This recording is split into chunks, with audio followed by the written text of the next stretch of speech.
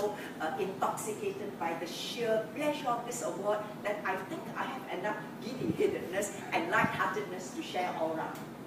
But there is one group of people who, alas, can't or won't share in my joy today. They are my deeply religious friends who are genuinely concerned about my spiritual welfare and who will see this award from a society of free thinkers and agnostics as yet one more proof of the woeful state of my soul. I think they've given up on me.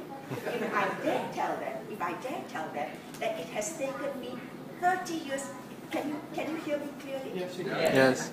30 years of hard work to reach this status of the sinner, they will surely shake their heads in disbelief and say, you know, one fraction of that effort could have earned you sainthood. And now I must tell you something that will really amuse you.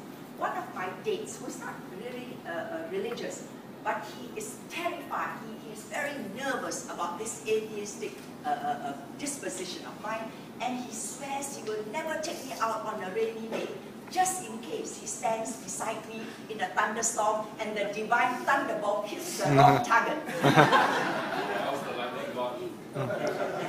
And now let me tell you the story of this remarkable 30-year journey. It began with my saying goodbye to the Christian God whom I had worshipped from the age of 15 when I converted to the religion.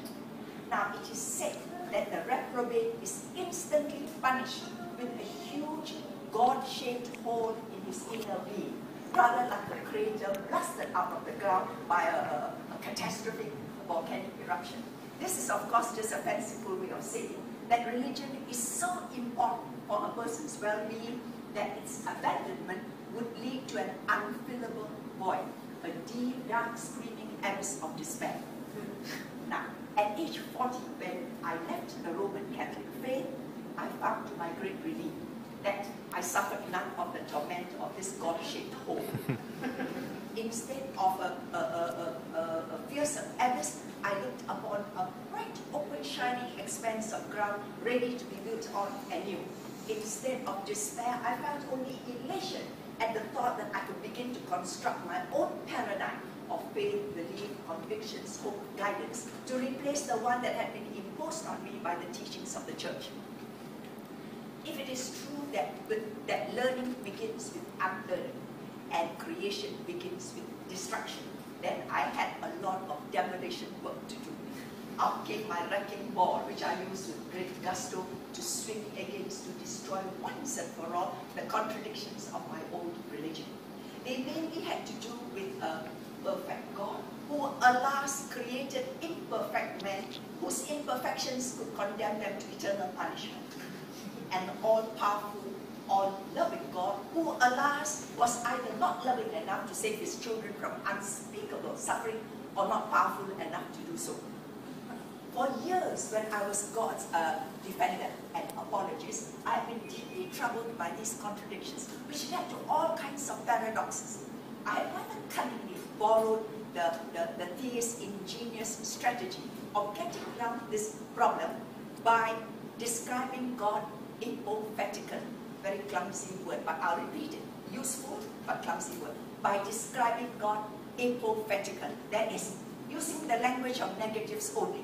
So God is incomprehensible, inconceivable, unknowable, unfathomable, ineffable, all these negatives in effect making him one huge mystery like a black hole into which all the troublesome, unanswerable questions about him could be swallowed up, simply dropped, and all rational thinking stopped instantly by the stern injunction of faith.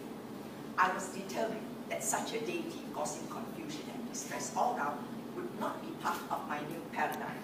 In fact, it would be a human-centered one, making use of the humanist approach of rational thinking based on reason rather than dependence on the divine or supernatural agency, and focused on the here and now rather than on the hereafter. For a start, the humanist approach would be used to try to answer some of those large existential questions that we human beings have been asking from time immemorial. Who are we? Where did we come from? What is our place in the universe? Where did it come from?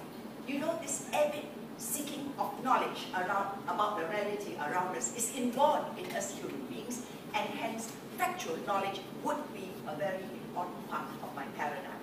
The humanist approach, using only or relying only on empirical evidence, will ensure that what we need to know about our universe comes not from a literal interpretation of the creation story in the Bible, but from the hard-earned discoveries of cosmologists, planetary scientists, and geologists. It will also ensure that what we need to know about ourselves, our human natures, our passions, drives, instincts, what we share with the animal world, comes not from theological teachings about man's fall from grace and subsequent punishment by God, but from the meticulous work of biologists, evolutionary scientists, paleontologists, anthropologists. Now, as we all know, of course, science is not infallible, far from it, but scientific knowledge is the most reliable, simply because it is open and transparent and subject to independent verification, which means that it is always open to correction and revision. Today, it's even more reliable than ever because it can be validated against the most advanced and sophisticated instruments, such as the Hubble telescope, used in the exploration of the vast cosmos of planets and stars, and the electron microscope, used in the exploration of the tiniest cells and molecules inside us. Hence, it would be this kind of knowledge that I would want, instrumentally, empirically validated. But knowledge alone is not enough, right? It needs wisdom to give it any use at all.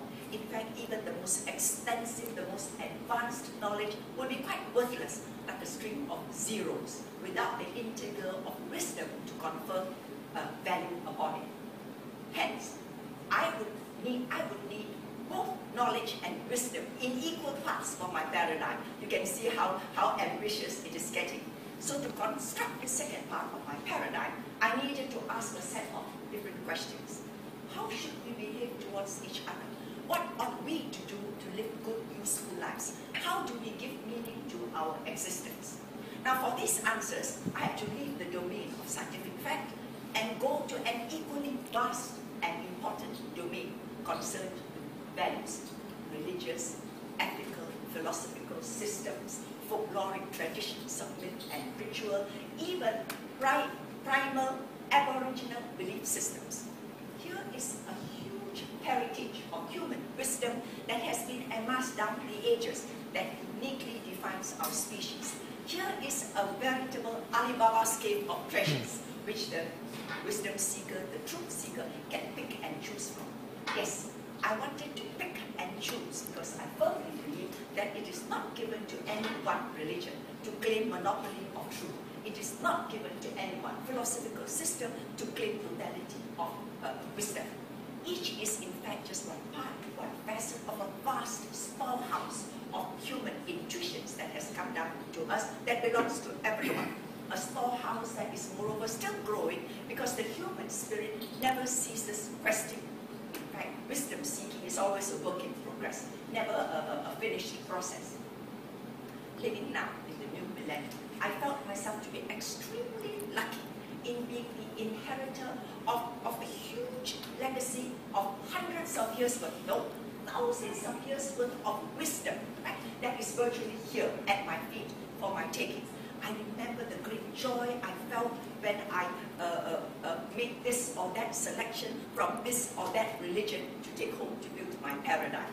I co-opted the warm, radiance of Christian love and agape, the compassion of Buddhism, the hospitality of Islam, the sensuous exuberance of Hinduism, the close affinity with nature of the primal religions. And then, like a true glutton, I helped myself with equal gusto to the rich treasure trove of philosophic thought from both East and West, from the ancients right down to the moderns dealing with problems specific to our times. Knowledge, I was absolutely determined that my paradigm would be unabashedly eclectic and hybrid and endlessly fluid because it would always be open to correction and subjection. Above all, it would be deeply spiritual without being religious. knowledge